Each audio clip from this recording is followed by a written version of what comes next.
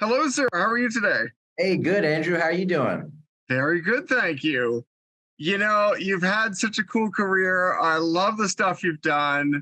I mean, I like movies. Obviously, is one to bring up right now. But talking about Outer Banks, what was it like joining this cast? It's quite a cool team. Oh, yeah, it was so cool joining this cast and being friends with the cast and the crew.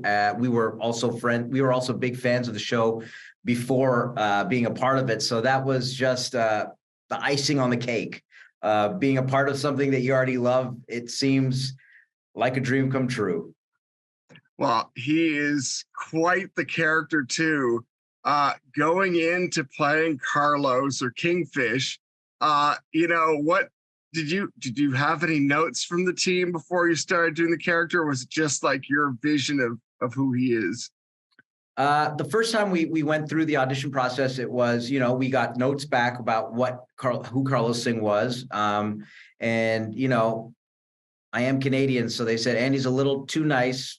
Can he be meaner? And we took that note, and I think that's where Carlos Singh was born.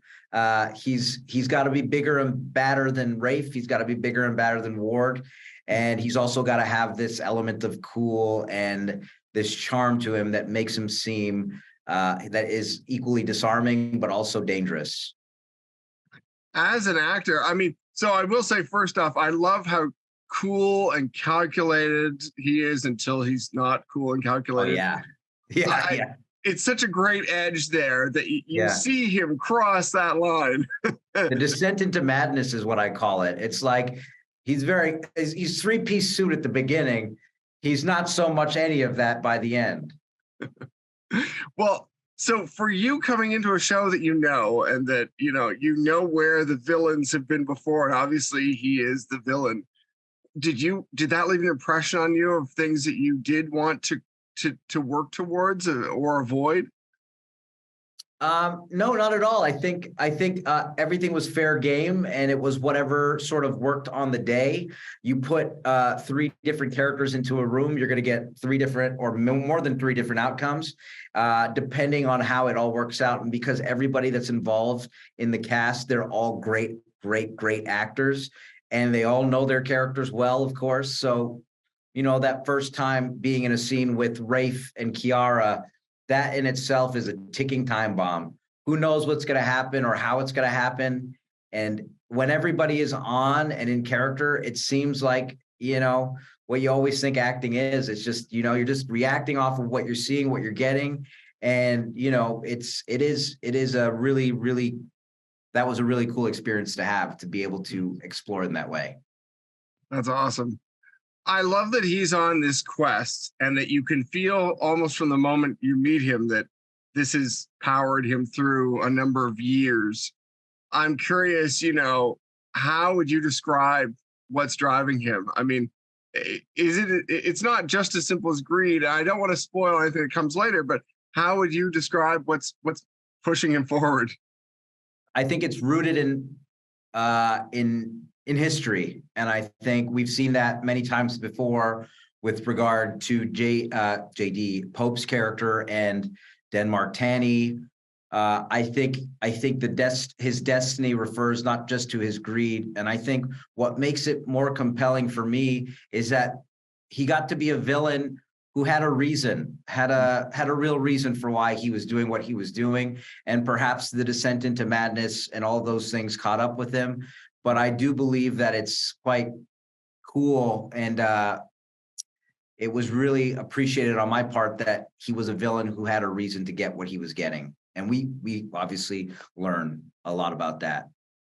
That is a great way to describe it. I do think it's interesting that he's not just some run of the mill villain or something. There is a lot more to him than just some basic drive for money. And that's such a great thing to be a part of, because we've seen so many villains before who have, are rooted in something that it comes from nothing. So seeing something or having the ability to even think about that, and it be a show about adventure and gold, it's still so cool and also grounding and also rooted in some real history.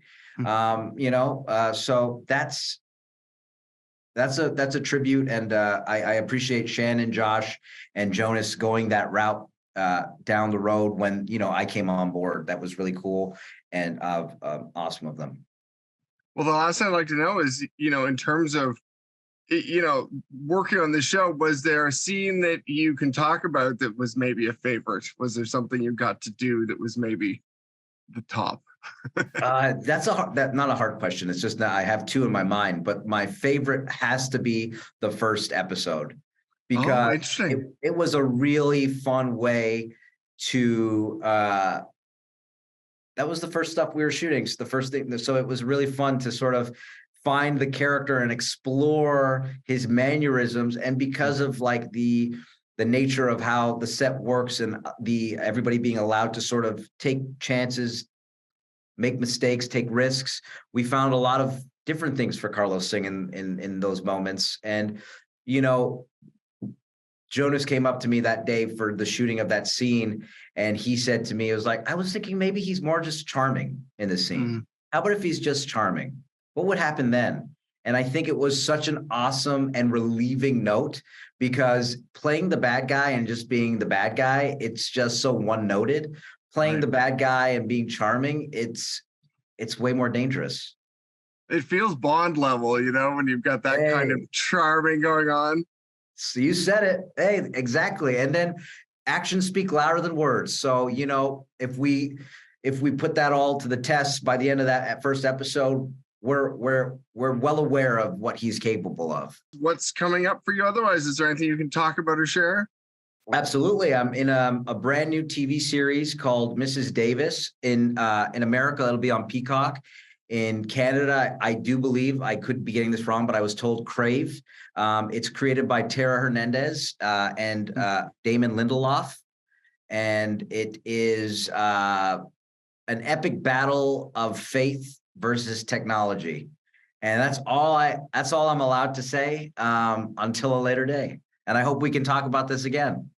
Awesome.